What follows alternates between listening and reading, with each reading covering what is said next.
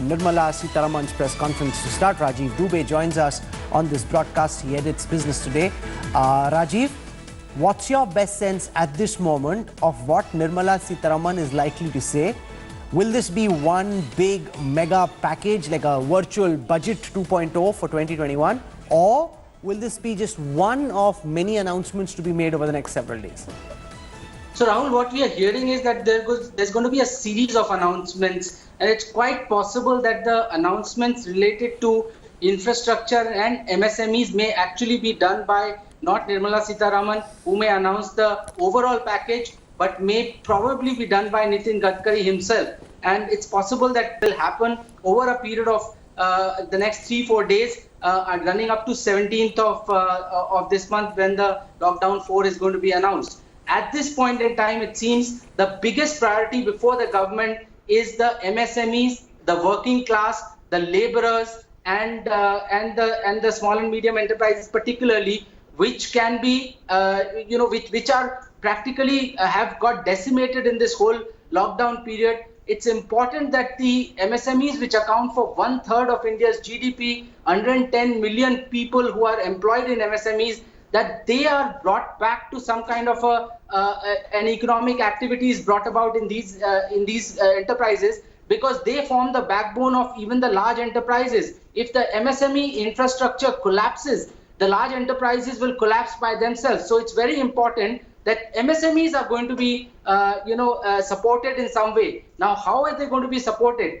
One, that what we are hearing is a credit guarantee scheme, a big credit guarantee scheme whose initial fund, which can be expanded later, is about 1 lakh crore. That will be supported by the government to the extent of between 25 and 75%. So the government will take guarantee for any loans going back in this credit guarantee scheme to MSMEs to the extent of 25 to 75%. The second one is another 1 lakh crore. That will be a fund which will be given, which will be for the MSMEs to take loans over and above the limits which they may have exhausted over a period of time. The third support that we are expecting for MSMEs is in the form of payroll support, which is essentially the government paying for maybe a month or two, maybe 3 months of either the employer's contribution to their provident fund, or employer and employee contribution, but it will be substantial, is what we are hearing. It's not going to be a small amount. Crucial. It's going to be a pretty substantial amount. That Rajiv Dubey is sharing with our viewers, because there are reports. There was an industry study that was done which said 1/3 of the companies could shut shop. That was their internal estimate, and therefore wage support, ensuring that interest doesn't need to be repaid for a period longer than 3 months, have been key demands. Some of those could potentially be met. PM Vijay joins us on this broadcast. He's worked very closely with the BJP's economic wing, understands money markets. Mr. Vijay, welcome. From what the Prime Minister said last evening, from all that we've heard so far, and your own best sense of how this government thinks, what are you expecting will be announced by Finance Minister Nirmala Sitharaman in about 55 minutes from now? Well, from what the PM said yesterday, there seem to be two aspects to what's going to happen in the next few days. One is that, as all of us know, there are specific segments of the community, the economy, like MSMEs and farmers, and even certain sectors of the economy would need bad injection of funds. Already the government has done a lot for the lowest end of the pyramid, and so one would expect credit transmission, money transmission to MSMEs, affected sectors, etc., and probably some tax cuts to the middle class, which came in for some praise from the PM yesterday through GST cuts on what they consume, which will also spur the economy. This is one aspect of the funding which I'm expecting. Second, and more interestingly, the Prime Minister also spoke about quantum reforms. He said it's not going to be incremental, it's going to be quantum. And he touched on very sensitive issues like land, labor, and etc. So I'm thinking the PM may use this opportunity to actually unleash a 1991 style reforms, which many of us have been asking, especially with regard to corporate ownership of land. Stay with me. We'll build on several of the ideas. how, and the most critical of all is, how do we ensure that what's being said actually translates into tangible action on the ground? That it's not just an announcement, but there's a visible change that's visible on the ground. What I want to show you now is some of the past comments that Nirmala Sitharaman, the finance minister, has made in the build-up to this press conference at 4 p.m. Remember, there was a 1.7 lakh crore rupee package which was announced initially by the finance minister. What we're seeing now is an addition to what the finance minister already announced, what the RBI has announced, and now it's a far bigger announcement which Nirmala Sitharaman will push through when her press conference starts in about 53 minutes. Listen in. Package that we come up with will benefit those migrant workers, those poor, those urban and rural poor, and the women. And this Prime Minister Garib Kalyan scheme that we want to come out with is expected to meet a total of 1,70,000 crores. The government has been working so that those affected directly, and particularly the poor, the migrant workers, the women, the disadvantaged of the society, since the lockdown commenced, will have to be reached out with tangible help and assistance. Farmers, you know, they receive 6,000 rupees annually from the PM Kisan Yojana, Kisan Samman Nidhi, through which they get their annual 6,000 rupees. We will now be giving the first installment of that as a front-loaded matter, so that even at the beginning of the year, they will get 2,000 rupees. This will benefit immediately 8.69 crore farmers, 8.69 crore farmers will get immediate benefit out of this. Pradhan Mantri Garib Kalyan Anna Yojana, in which 80 crore poor people, which is 2/3 of our population, and there making sure that not one Garib remains without food. So the finance minister will be announcing an economic package in 51 minutes from now, which will take further what the Prime Minister said last evening. M.K. Venu joins us, well-known policy analyst. Mr. Venu, what are you expecting the finance minister to say on the back of the big State of the Union address by Prime Minister Narendra Modi? He had a big address to the nation. He set the broad contours, given us the big headlines. Now we're seeing the operational paragraphs. What do you think the finance minister can say? See, Rahul, I'll say two things. One, as you know, so far the finance ministry in the last 4 or 5 weeks has been maintaining that no big bang fiscal support or stimulus, whatever you call it, is needed, and that the government was just happy resorting to incremental measures which will total up to a reasonable amount, was the finance ministry narrative so far, which has been articulated by the finance ministry advisors. But now the big change, Rahul, is I think in view of lockdown 4, which may happen in whatever form it will, the realization is dawned that the dealing with corona is causing far more economic damage than had probably been originally anticipated by Prime Minister Modi in his first speech, where, if you remember, he said Mahabharata was won in 18 days, so this will take only 21 days, right? So I think the recognition is, this is pure and simple recognizing the fact that now there is no other option but to put money in the hands of, in my view, official figures, 125 million unemployed, and I would say another 125 million who think they're employed, but they don't know whether they'll get back to work. So 250 million, Rahul. Our total workforce is 500 million, and I've written about this. 50% of our workforce, at a conservative estimate, not very sure how things will pan out for them in the next 6 months to a year. So I think that's the question, PN Vijay, that we need to focus on. The government so far over the past 50 days said you can't compare us with what's happened in Japan, what's happened in Germany, what's happened in the United States, because we aren't that kind of an economy. We don't have that much fiscal headroom.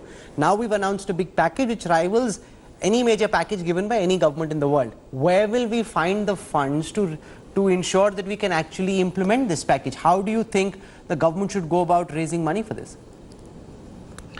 Rahul, I think the government has already announced a huge increase in its borrowing program of 4.5 lakh crores, which is pretty substantial. And then it has some very good sources if it wants to. For example, we have $480 billion of foreign exchange reserves invested in abroad in US securities and so on, which is earning next to nothing. Even if we took 10% of that, we would be getting about 3 to 4 lakh crores. Also, the Reserve Bank is sitting on an emergency fund of 9.6 lakh crores, which is to be used precisely for these purposes. So the government could, apart from the usual taxation and sale of public sector shares, etc., should use these novel methods which are purely emergency funding which is available to it. Venu, would you agree with that suggestion? Because there was a big controversy when the government drew into RBI's reserves the last time. Now this is literally the emergency reserve. But PN Vijay is right that if this is not an emergency, what in the world will be? So Rahul, I agree with you that in normal circumstances, it would be very controversial if you dip into the RBI's balance sheet. Currently, RBI has, gold, on account of just gold, the increased value of gold is about 8 lakh crores, there as capital gain on gold.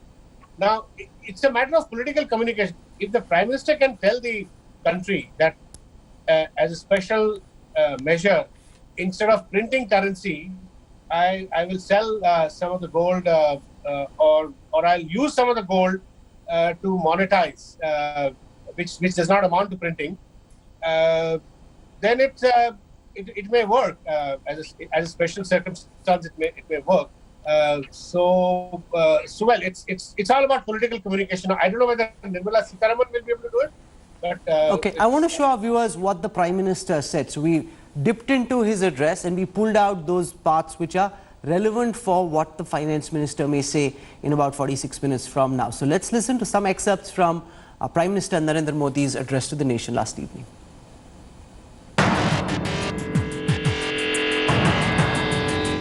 Corona संकट का सामना करते हुए नए संकल्प के साथ मैं आज एक विशेष आर्थिक पैकेज की घोषणा कर रहा हूं।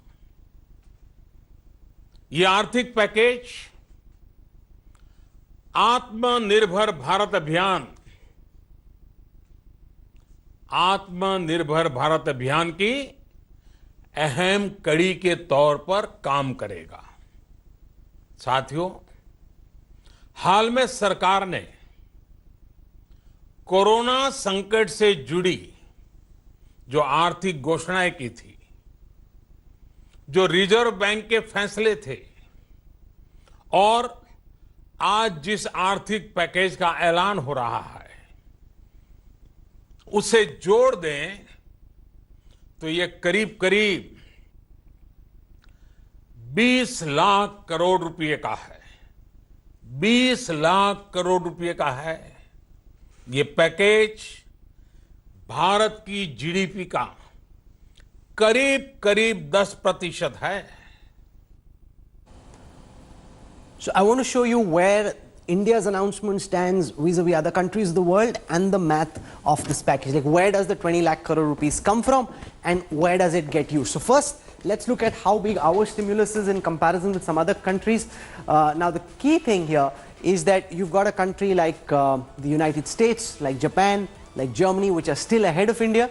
And then you've got India, which is now at number 4 globally. Here's a look at some of the Asian countries and the kind of package that they've come up with. So Singapore has a 12.2% package. What this means is the announcement of the relief is 12.2% of the overall GDP of that country. So Singapore is at 12.2, India is at 10%, Vietnam at 9.9%, Thailand at 8.9, Philippines at 3.2, Malaysia at 2.9 and Sri Lanka at 0.21. So in a nation context, this is a massive package, and Singapore is really a very small country, so you can't really compare.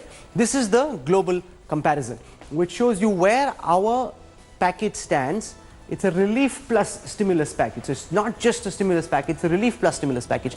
In Japan, which has announced the most comprehensive stimulus package, 21.1% of its GDP.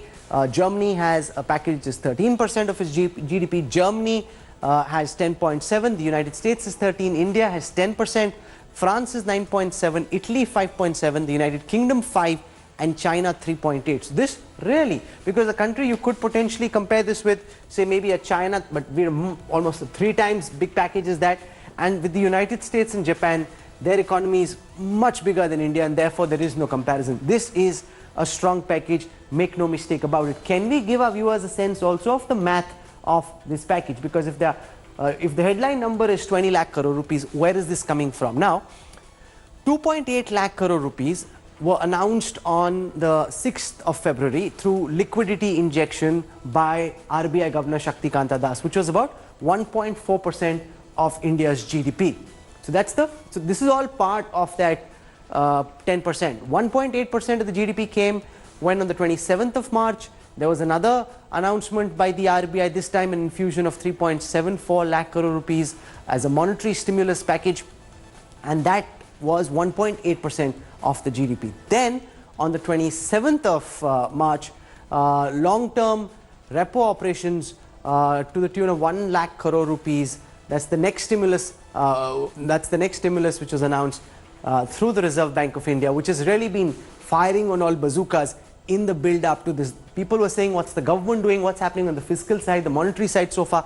Very strong. Then CRR, that's the cash reserve ratio, was cut by 100 basis point, which is about 3% of net demand. That's 1,37,000 crore rupees. This again, all of it on the monetary side, done through the Reserve Bank of India.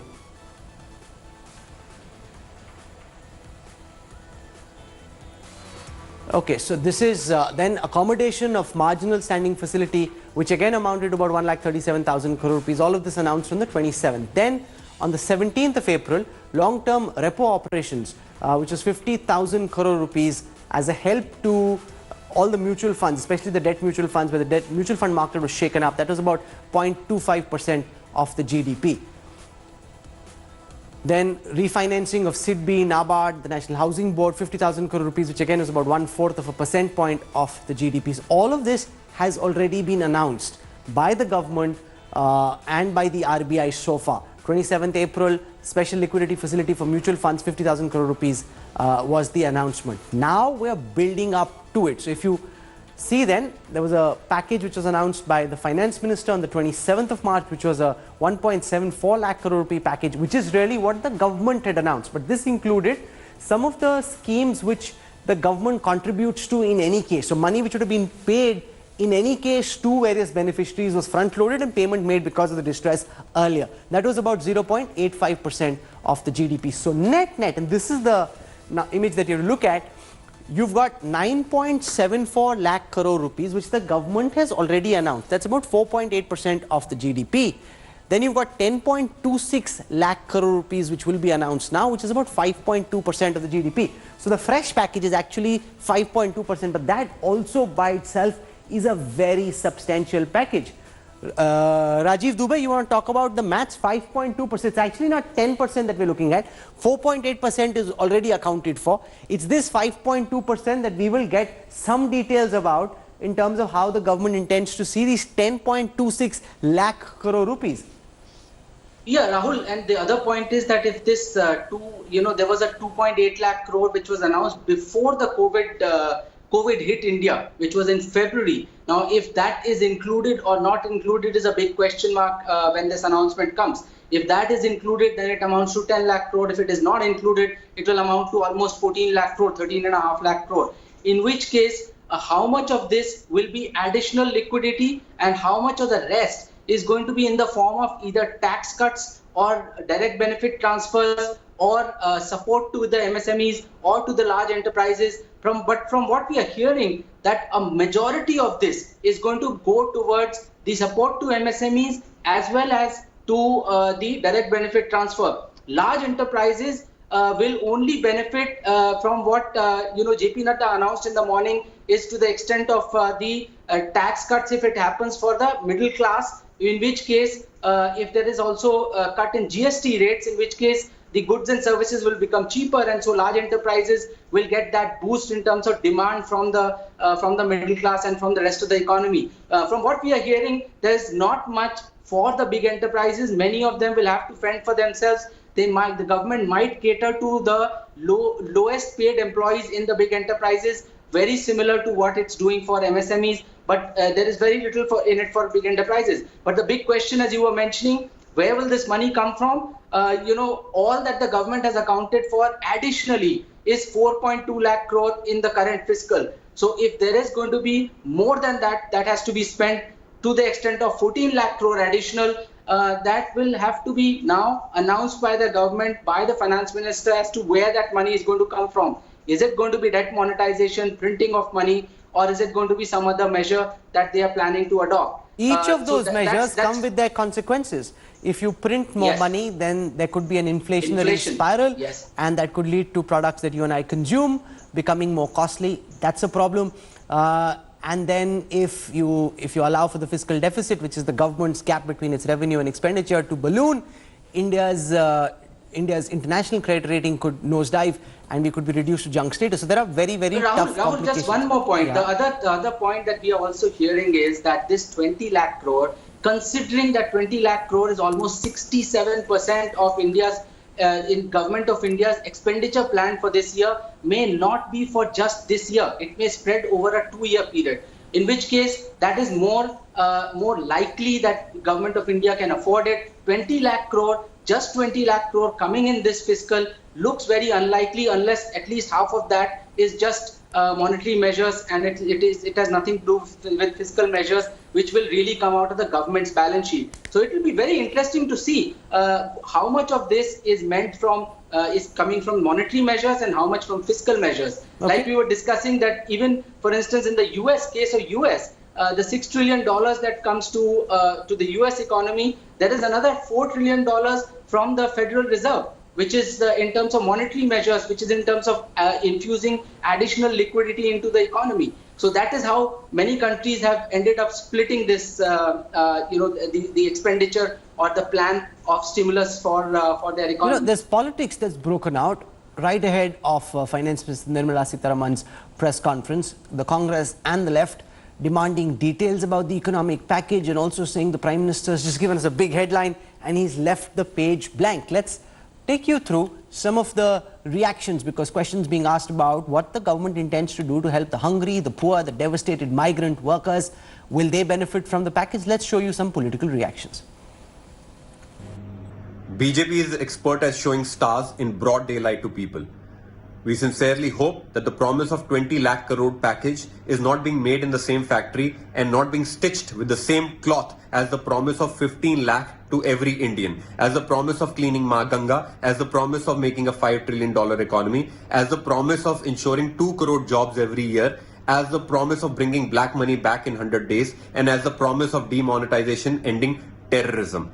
The BJP should ensure that this time they walk the talk, otherwise people will know that the BJP is always high on ideation and zero on implementation. Migrant labours को अपने घर तक पहुंचाने के लिए क्या सुविधा कुछ देंगे, उसके बारे में जिक्र ही नहीं हुआ। कई लोग मर चुके हैं रास्ते में चलते हुए हजारों किलोमीटर, भूखमरी से लोग मर रहे हैं, उस भूखमरी के बारे में कोई ये जिक्र नहीं किया प्रधानमंत्री ने।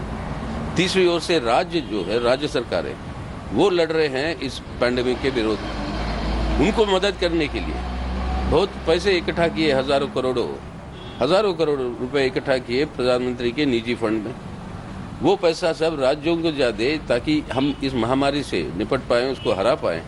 इसके बारे में कोई जिक्र नहीं किया उन्होंने। This government doesn't care for the working people, and there is an inhuman treatment of migrant laborers, the poor people in this country, and the government doesn't have any humanitarian approach. Rather, it has a very cruel, callous approach to the sufferings of ordinary people. Also, in about 5 minutes from now, Prime Minister Narendra Modi has called a meeting of senior cabinet colleagues to discuss Lockdown 4.0. Aishwarya Paliwal joins us. She's tracking this meeting very closely. Aishwarya, any sense yet of what the government's thinking on Lockdown 4.0 is like right now?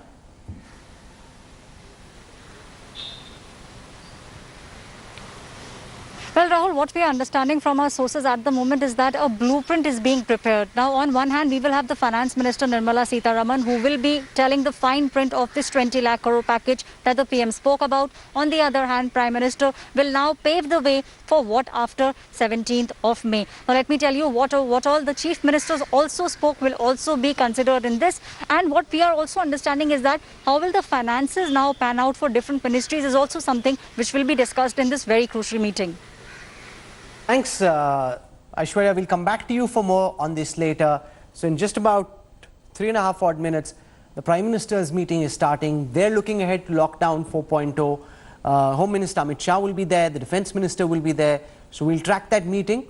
We're also tracking the Finance Minister's big announcement. This, in many ways, feels like Budget 2.0. And why I say that is if the expenditure at play is 65% of the government's total annual expenditure, then it almost is. Whether all the budget is announced today or they do it in parts is a different matter, but the quantum at play is virtually a Budget 2.0.